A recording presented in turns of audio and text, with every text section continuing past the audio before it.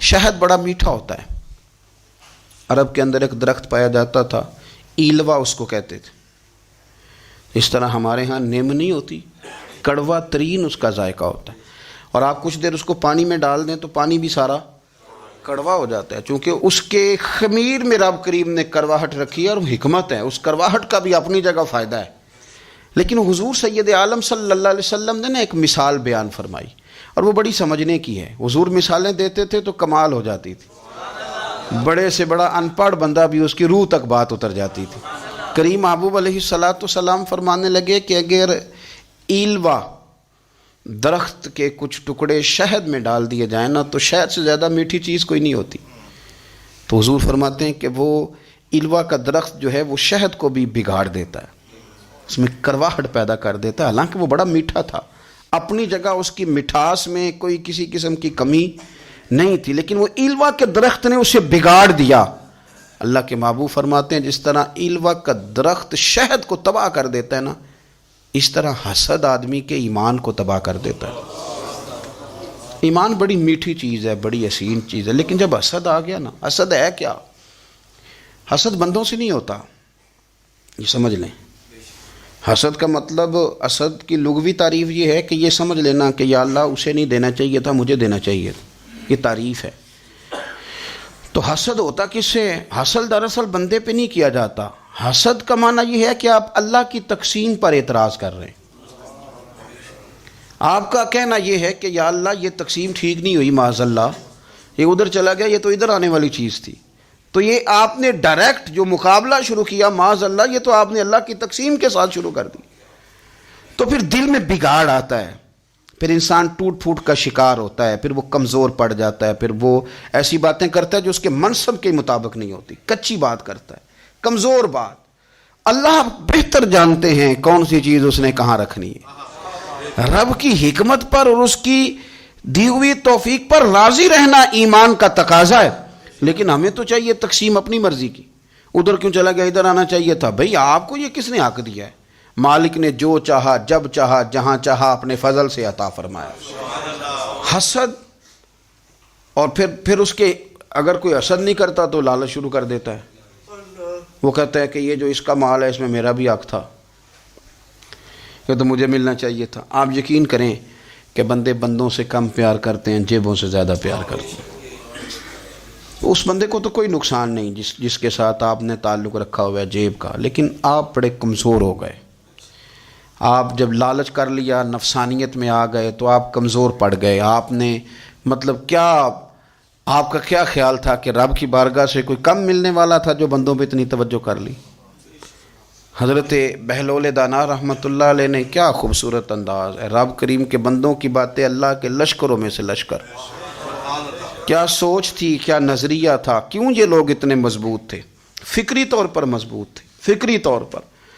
ہارون رشید حج کر کے واپس آ رہا ہے، حضرت بہلول دانا راستے میں بیٹھے ہیں، ملاقات ہو گئی. کہنے لگا حضور کوئی حکم ہو تو بتائیے گا. فرمانے لگے کوئی نہیں، تو جا اپنا کام کر.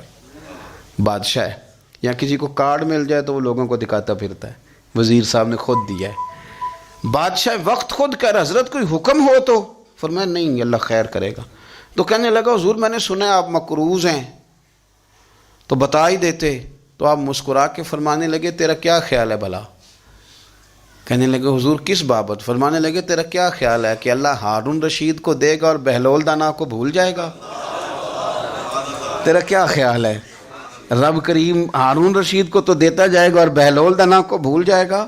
بادشاہ کہتا ہے کہ میں چکرا ہی گیا کہ بھلا اس سوال کا کیا جواب ہے. تو میں نے کہا حضور رب تو بھولنے سے پاک ہے، وہ تو کسی کو نہیں بھولتا، اسے نہ اونگ آتی ہے نہ نیند آتی ہے. تو فرمانے لگے جا پھر اپنا کام کر، جب مناسب سمجھے گا تو بہلول کو بھی قرضے سے نجات عطا کاری دے گا. تو جا اپنی ڈیوٹی کر، وہ جب چاہے گا نا تو میرے قرضے دور. تو کیا سمجھتا ہے کہ تجھے یاد رکھے گا مجھے بھول جائے گا؟ یہ کیسے ہو سکتا ہے؟ او یار ادھر دیکھ میری بات سن. او بھائی وہ تیرا میرا رب ہے، یہ ہو سکتا ہے کہ امیروں کو دے دے اور تیرے جیسے میرے جیسے غریبوں کو وہ بھول جائے؟ یہ ہو سکتا ہے؟ تو کیوں لوگوں کی جیبوں پہ توجہ، لوگوں کی جیبوں پہ نظریں، فلانے کے پاس آ گیا تو میں رہ گیا؟ مطلب کس لیے؟ ہمارا رب کسی کو بھولتا نہیں ہے.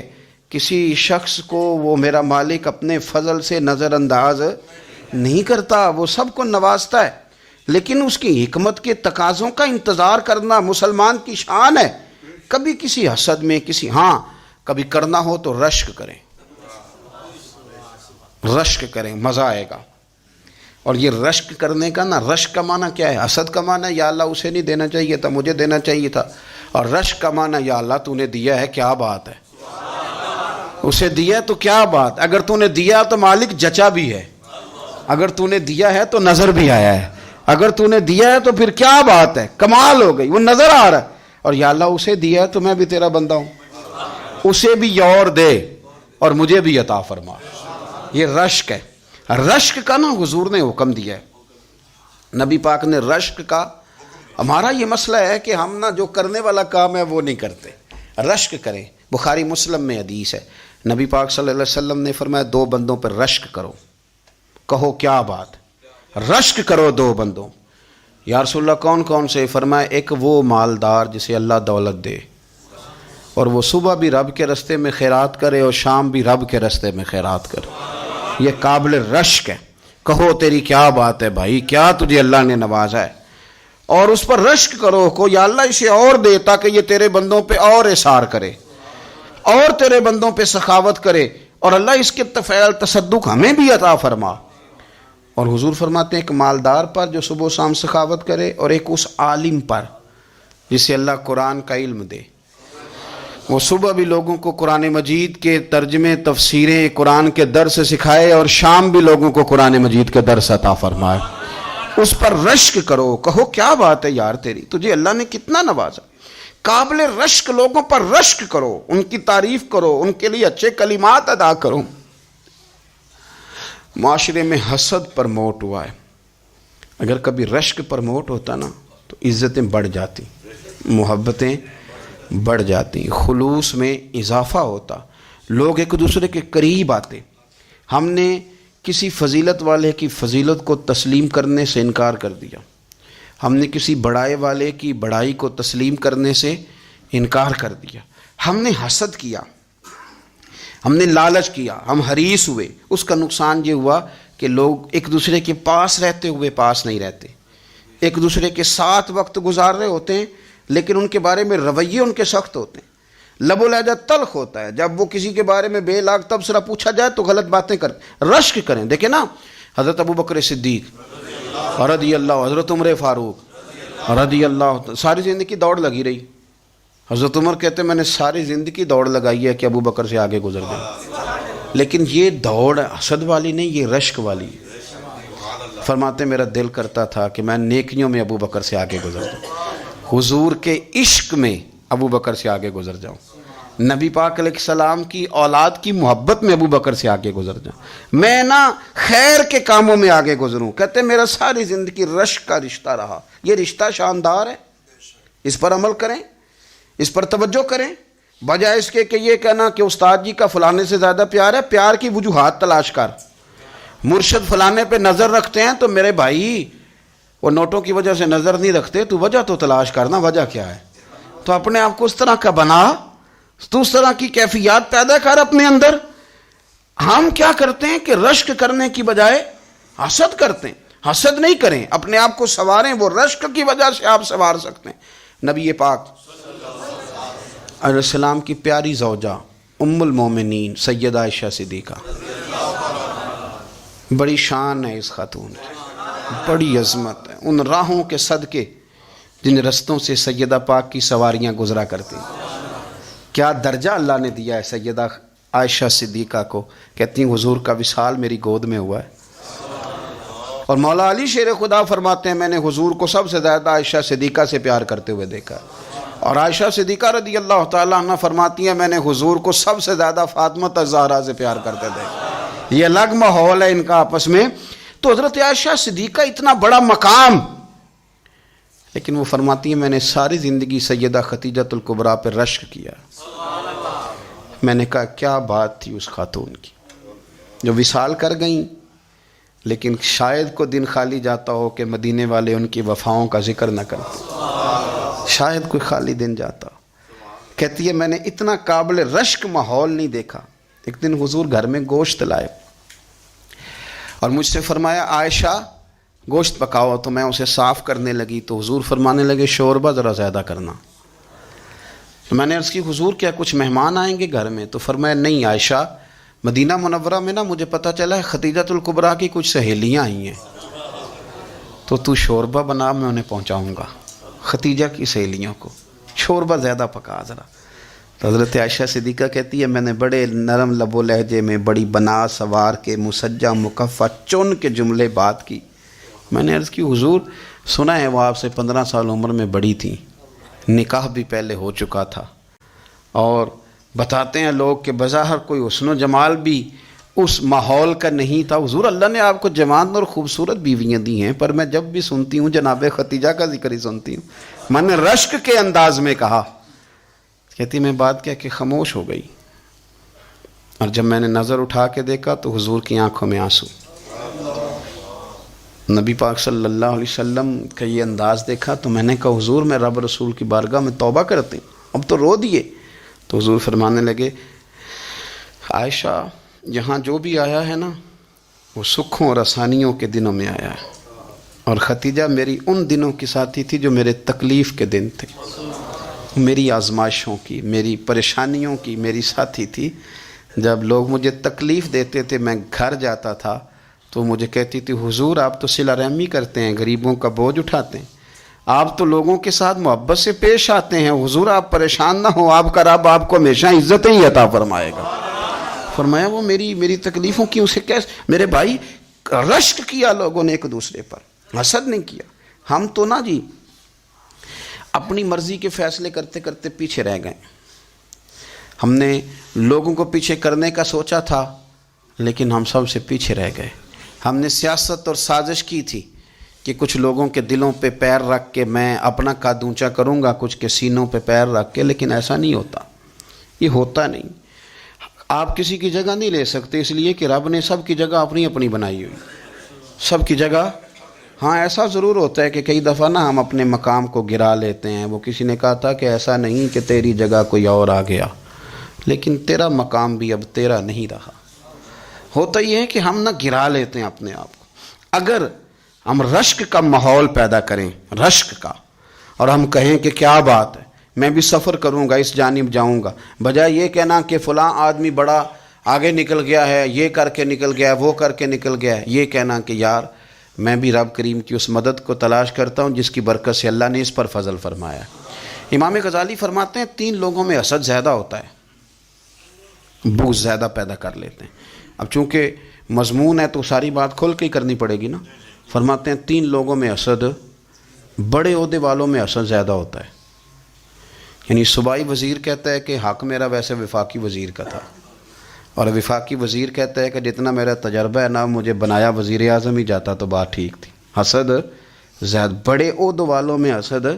اور امام غزالی فرماتے ہیں مالداروں میں حسد زیادہ ہوتا ہے. غریب نے غریب سے کیا جلنا ہے؟ جلنے کو شے ہی کوئی نہیں، کس سے جلیں گے؟ تو غریب تو بیچارہ 4 روٹیاں ہوتی ہیں تو وہ کہتا ہے چلو ٹھیک ہے آ جاؤ، دونوں مل کے بیٹھ جاتے ہیں. غریبوں کے دوست بھی غریب. امیر حسد کرتے ہیں، وہ سودے پہ سودا کرتے ہیں، وہ ایک دوسرے کی کمزوریاں بیان کرتے ہیں. میں نے گاہکوں کو نفع لیتے دیکھا ہے، فلانے سے مال لیتے تھے جی اس نے بڑا تنگ کیا تو کہتا ہے اسی طرح کا تو مجھ سے خریدا کر. لوگ استعمال کر جاتے ہیں. وجہ بیچ میں کیا ہوتی ہے؟ حسد، عداوت، خرابی ہوتی. اور تیسری بات امام غزالی نے شاید میرے لیے کہی ہے. امام غزالی فرماتے ہیں علماء میں حسد بڑا ہوتا ہے، عہدیداروں میں، مالداروں میں اور علم والے لوگوں میں. وہ بھی اللہ کی تقسیم پر راضی نہیں ہوتے، چونکہ وہ سمجھتے ہیں مجھے یہ لفظ آتے ہیں، میری قابلیت زیادہ ہے، میں زیادہ پڑھا لکھا ہوں تو یہ منصب بھی میرا تھا، یہ کام بھی میرا تھا، یہ بھی میرے پاس ہونی چاہیے. ایسا نہیں ہوتا، یہ تو رب کریم کی عطا ہے. میں کئی دفعہ کہہ چکا ہوں کہ کام لینے پہ آئے تو میرے جیسے بیکار آدمی سے کام لے لے، یہ اس کی عطا ہے. اب ہمیں کرنا کیا ہے؟ ہمیں اس کی تقسیم پر راضی رہنا ہے، اس کی تقسیم پر قربان جائیں. رسول پاک علیہ السلام سے صحابی نے پوچھا حضور عزت کیا ہے؟ فرمایا جو رب نے تجھے دیا اس پہ راضی ہو جا، اللہ عزت عطا کر دے گا. قناعت کر، جو اللہ نے تجھے دیا اس پر قناعت کر، اللہ تجھے عزت دے دے گا۔ حضور ذلت کیا ہے؟ فرمایا لوگوں سے لالچ نہ رکھنا، تو ذلیل ہو جائے گا، لالچ نہ کر۔ تیزی کے ساتھ پرموٹ ہوتی ہیں چیزیں، ہمیں سازش کرنی آتی ہے، ہمارا خیال ہوتا ہے کہ میں نے دوسروں کے پیسوں پہ کاروبار کرنا ہے، ہمارا خیال ہوتا ہے کہ پالٹی ڈال کے روٹی کھانی ہے، ہمارا خیال ہوتا ہے کہ کسی بندے کو کس طرح استعمال کرنا ہے۔ یاد رکھ لینا، کبھی بات نہ بھولنا، جو لوگوں کو استعمال کرنا چاہتا ہے وہ ساری زندگی استعمال ہوتا رہتا ہے، جو کسی شخص کو کسی مقام پر رسوا کرنا چاہتا ہے اپنی عزت بچا نہیں پاتا۔ جو آدمی لوگوں کو حقیر جانتا ہے اللہ اسے کبھی عزتیں عطا نہیں کرتا، وہ گڑھوں کے اندر گرتا چلا جاتا ہے۔ یاد رکھیں، جو عزتیں دینی شروع کر دے رب اسے باعزت بنا دیتا ہے، جو پیار کرنا شروع کر دے معاشرے میں لوگ اس سے پیار کرنے لگ جاتے۔ جو کسی دیکھیں، اگر ہم وہاں سے مانگے جہاں سے سب کو ملتا ہے تو پھر بندوں پر اتنی نظر رکھنے کی ضرورت باقی رہتی نہیں ہے۔ ادھر دیکھیں، رشک کریں گے تو لالچ سے بھی بچیں گے، حسد سے بھی بچیں گے۔ بخاری مسلم میں حدیث ہے، حضرت ابو ہریرہ رضی اللہ تعالیٰ عنہ کہتے ہیں ہم حضور کی بارگاہ میں حاضر تھے تو کچھ غریب لوگ حاضر ہوئے، غربا۔ انہوں نے عرض کی یا رسول اللہ صلی اللہ علیہ وسلم ایک گزارش کرنے آئے۔ حضور نے فرمایا کہو۔ کہ یا رسول اللہ امیر تو ہم سے آگے نکل گئے۔ حضور نے فرمایا کس بات میں؟ عرض کی حضور نمازوں میں نہیں ہم گزرنے دیتے، اتنے نفل وہ پڑھتے ہیں اتنے ہم بھی پڑھ لیں گے۔ صحیح بتانا صحیح، آج کل یہ نمازوں کا مقابلہ بھی ہے کہ نفل میں نے زیادہ پڑھنے، عبادت میں نے۔ ہمارے صاحب رحمۃ اللہ علیہ فرمایا کرتے تھے آستانوں پہ گدی نشینوں کا تو رولا ہوتا ہے، اللہ اللہ کرنے کا رولا نہیں ہوتا۔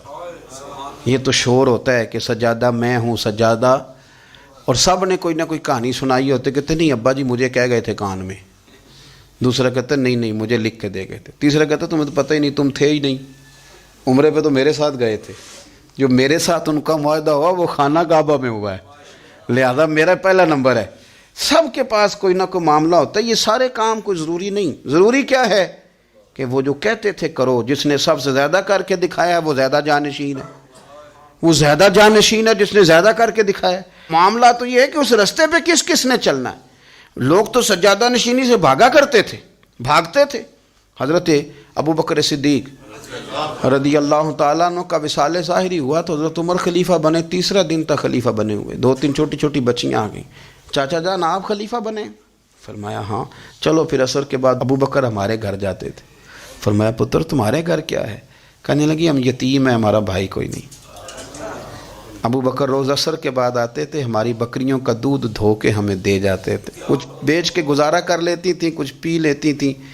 چچا 3 دن ہو گئے، میری اماں بھی روتی ہے، بہنیں بھی روتی ہیں، آپ چلیں گے؟ تو جناب سیدنا عمر فاروق کہتے ہیں میں نے دستار سر پہ رکھی اور پٹکا میں نے اپنے کندھے پہ رکھا، بیٹیاں آگے آگے میں پیچھے پیچھے روتے جا رہے ہیں۔ ایک صحابی نے پوچھا عمر کیوں رو رہے ہو؟ کہنے لگے یار یہ ابو بکر کتنا مشکل رستہ دے کے گیا، کتنا مشکل رستہ ہے اس کے طریقے پہ چلنا۔ یہ لوگ تو سجادہ نشینی اتنا کٹھن کام تھا، لوگ بھاگا کرتے تھے۔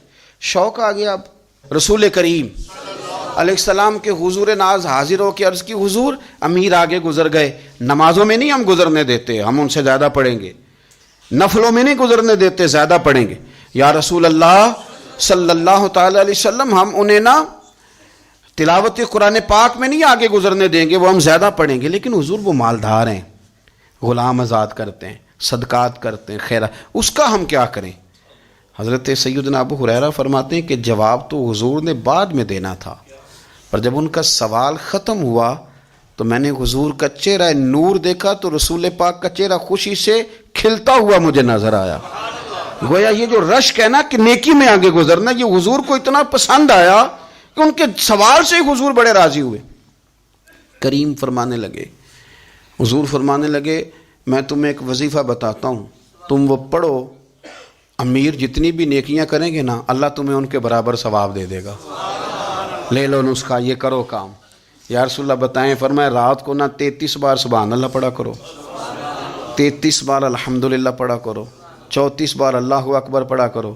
اب جتنی بھی نیکیاں امیر کریں گے نا تمہارے وظیفے کی برکت سے اللہ تمہیں ان کے برابر ثواب عطا کر دے۔ اب جناب ابو ہریرہ کہتے میں نے ان کے چہرے دیکھے تو مجھے یوں محسوس ہوا کہ جس طرح کسی بندے کی کھوئی ہوئی رقم مل جائے تو وہ راضی نہیں ہوتا، खोई हुई रकम मिल जाए तो बड़ा जैसे कोई उसके हाथ चलें, अपना तर्जुमा कर लेते हैं, कमेटी निकलने पे नहीं बंदा बड़ा राज़ी होता कि 11 महीने से दे रहा था, 10 महीने से चलो निकल ही आई है, शुक्र है अल्लाह का। बड़ा खुश होता है बंदा, बड़ा राज़ी होता है। इस तरह उन लोगों के चेहरे खिल उठे, क्या बात है हुजूर, बस अब नहीं हम गुजरने देते। घर चले गए, वजीफ़े पढ़ने लगे। कुछ दिनों के बाद उनमें से कुछ लोग वापस आए। हज़रत अबू हुरैरा कहते हैं मुझे चूँकि वो पुरानी बात याद थी तो मैं दिलचस्पी से उनका आना जाना देखने लगा। वो करीम की बारगाह में आके बैठे तो उनमें से एक शख्स बड़ी परेशानी के साथ कहने लगा हुजूर बड़ी परेशानी लग गई। फरमाया क्या हुआ? अर्ज़ की या रसूल अल्लाह सल्लल्लाहु अलैहि वसल्लम वो जो आपने वजीफ़ा बताया था ना, मेरे कुछ पड़ोसी अमीर हैं वो तो उन्होंने भी सुन लिया है। हुजूर रात मैंने सुना है वो मालदार बंदा है, सदके खैरात भी बड़े करता है, गुलाम भी बड़े आज़ाद करता है, पर वो भी सोते वक्त 33 बार सुभान अल्लाह पढ़ रहा था। वो तो उसने भी सुन लिया हुजूर, वो बात यहाँ से निकली है, जाने कहाँ कहाँ पहुँच गया, तो वो भी पढ़ रहा था हुजूर अब क्या बनेगा? तो कहते हैं उसके सवाल पर भी मेरे हुजूर बड़े ही मुस्कुराए, बाकायदा देहक हो गया हुजूर के, देहक हो गया। सरकार खोल के नहीं मुस्कुराते, लेकिन आज हुजूर इतना मुस्कुराए कि मैंने हुजूर के मुकद्दस दांतों की ज़ियारत कर ली। देहक हो गया बाकायदा हुजूर का। हुजूर फरमाने लगे उन्होंने भी सुन लिया हुजूर, और सुन के पढ़ना भी शुरू कर। अब बात को समझें कि किसी अमीर ने ये नहीं कहा कि ये तो गरीब के लिए वजीफा था। मैं कहता हूँ अल्लाह अल्लाह का मिजाज ही नहीं। मिजाज ये कि सियासत कैसे करनी है, चक्कर कैसे चलाना है, कोई कहानी कैसे सुनानी है। उधर उनको मिला, हालांकि बात तो गरीबों से हो रही थी। हुजूर वो तो उन्होंने भी पढ़ना शुरू कर दिया। अब हम क्या करें? तो रसूल करीम ने फरमाया वो भी पढ़ रहे हैं, हुजूर पढ़ रहे हैं, तो फरमाया ज़ालिका फ़ज़लुल्लाह यूतीही मन यशा। भाई फिर ये तो अल्लाह का फजल है ना, वो जिसे चाहे अता करे।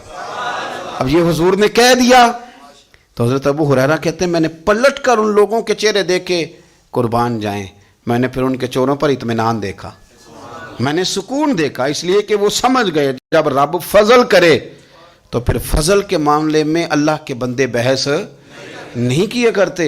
वो मुतमईन होके गए, कहने लगे हुजूर फिर ठीक है, अगर मालिक इस तरह तकसीम कर रहा है तो फिर हम राजी हैं अपने रब करीम की रजा पे। अपनी ज़िंदगी जब आप बड़ी मोहब्बत से कुर्ब व जवार से तशरीफ़ लाते हैं, मैं कुरान और सुन्नत के बहुत सारे उन्वानात देख के आपकी खिदमत में एक बात अर्ज़ करूं, अपनी सारी तवज्जो अपने रब रसूल की जानिब माइल करें। जितना आप दाएं बाएं देखेंगे ना उतना गाड़ी के टकराने का ख़तरा बढ़ जाएगा, वसवसे ज़्यादा आएंगे, उलझ जाएंगे। इतना ज़्यादा दाएं बाएं ना देखें, ये क्या कर रहा है, फलाना क्या कर रहा है, फलाने का ये मामला किस तरह का था, ना ना ना, आप तवज्जो अल्लाह की जानिब रखें। देखें मेरा और मेरे रब का मामला ठीक चल रहा है, अल्लाह रसूल के साथ मेरे मामलात ठीक हैं। यहाँ तो आप किसी की इस्लाह करेंगे, दावत देंगे या दुआ करेंगे, तनकीद की तो वैसे ही दीन में इजाज़त नहीं है। आपने यहाँ किसी की इस्लाह करनी और वो दर्द के साथ करनी, और यहाँ किसी के लिए दुआ करनी है कि या अल्लाह इस बंदे पे रहम फरमाए से बदल दे। तनकीद की और तंज की तो इजाज़त, अपना मामला रब करीम के साथ, हमारी सोचें किस तरह की हैं, हमारे अंदर माहौल किस तरह का है, वो चूँकि दिलों के हाल जानता है। और नबी पाक सल्लल्लाहु अलैहि वसल्लम ने फरमाया ना तुम्हारी जेबें देखता है ना तुम्हारे चेहरे देखता है, वो तो जब देखता है तुम्हारा दिल देखता है। इसकी कैफियत क्या है? हज़रत अनस बिन मालिक रदी अल्लाह तआला अन्हु फरमाते हैं, इस हदीस को याद रखिएगा, हाफिज़ मुंज़री ने तरगीब व तरहीब में लिखी है।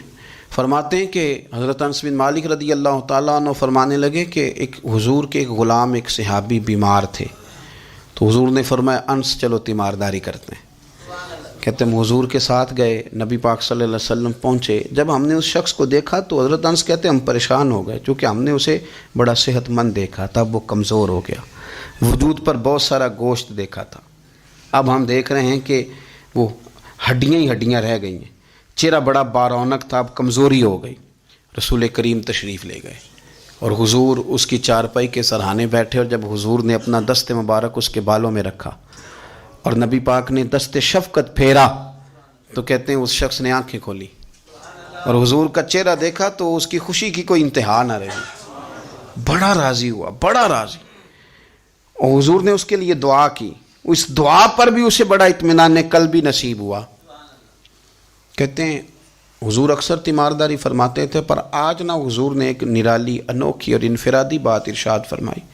حضور نے فرمایا تو بڑا صحت مند تھا، کمزور ہو گیا، بڑا طاقتور تھا تو ضعیف ہو گیا، ایک سوال کا جواب تو دے۔ یا رسول اللہ فرمائیے۔ تو حضور فرمانے لگے اس حالت میں جب تو شدید بیمار اور تکلیف میں، یہ بتا کہ اس وقت تیرا اپنے رب کے بارے میں گمان کیا ہے؟ حضرت انس کہتے ہیں پہلے حضور بیماروں سے یہ سوال نہیں پوچھتے تھے، آج پوچھا، کیونکہ صحت میں لوگوں کی زبان پہ شکر ہوتا ہے اور بیماری میں شکوے ہوتے ہیں، معاذ اللہ۔ اس وقت اللہ کے بارے میں یہ سوچ حضور نے ہمیں دی ہے۔ تم نے ہر وقت یہ ذہن بنانا ہے کہ یہاں رب کریم کے بارے میں کیا تصورات پل رہے ہیں، آوازیں کیا اٹھ رہی ہیں، اس وقت تیرا اللہ کے بارے میں گمان کیا ہے؟ تو جناب انس بن مالک کہتے ہیں اس نے ہمیں اشارہ کیا کہ مجھے اٹھا کے بٹھاؤ۔ ہم نے بٹھایا تو کہتے ہیں پھر اس نے اپنی آنکھیں کھولی اور حضور کے چہرے نور پر نظر کر کے نظر جھکا لی، عرض کرتا یا رسول اللہ میں کمزور ہوں، بیمار ہوں، تکلیف میں ہوں، اٹھ نہیں سکتا، کھا نہیں سکتا، پر حضور ابھی بھی میرے دل سے آواز یہی نکلتی ہے کہ میرا رب بڑا ہی کریم ہے، میرا اللہ بڑا ہی مہربان ہے، وہ بڑا ہی معاف کرنے والا ہے، وہ اپنے بندوں سے پیار ہی بڑا کرتا ہے۔ آپ میری بات کو سمجھیں، کیفیت کیا ہے اور الفاظ کیا ہیں۔ حضور وہ مجھ سے بڑی محبت کرتا ہے، بڑے پیار والا ہے۔ یہ لفظ کہتے کہتے آواز بھرا گئی، آنسو نکل آئے، پھر اس نے تکلیف زیادہ محسوس کی تو وہ لیٹ گیا، اور پھر اس نے حضور کے چہرے نور پہ نظر ڈالی، کلمہ پڑھا، روح ہی پرواز کر گئی۔ حضرت انس بن مالک فرماتے ہیں ہم اس کے گھر سے نکلے، اور جب حضور اس کے کمرے سے باہر آئے تو رسول کریم نے پلٹ کر رک کر پھر پیچھے دیکھا اور فرمایا انس اگر کسی جنتی کی زیارت کرنی ہے تو میرے اس غلام کا چہرہ دیکھ لو۔ اس لیے کہ جن لوگوں کے نظریات رب کریم کے بارے میں اس طرح کے ہوں پھر ان کے خاتمے خیر کے ہوتے ہیں، پھر اللہ ان کے لیے جنت کے فیصلے فرماتا ہے۔ اپنے افکار میں، نظریات میں، سوچوں میں کوئی ضروری نہیں ہے کہ ہم لوگوں کو دو لفظ کہہ کے مطمئن کر لیں تو ہم خود ضمیر کے قیدی بن کے زندگی گزار دیں، یہ معاملہ ٹھیک نہیں، یہ صحیح نہیں چلتا۔ آپ اپنی قلبی واردات پر، قلبی خیالات اور تصورات پر کڑی نگرانی رکھیں گے، آپ دیکھیں گے کہ کہاں یہ مجھے خرابی کی طرف لے کر کے جا رہا ہے، کہاں یہ بدگمانیاں پیدا کر رہا ہے، کہاں یہ خرابیاں لا رہا ہے، یہ سختی پیدا کر دے گا، نفرتوں کو، لالچ کو، حسد کو، عداوت کو یہ بڑھا دے گا۔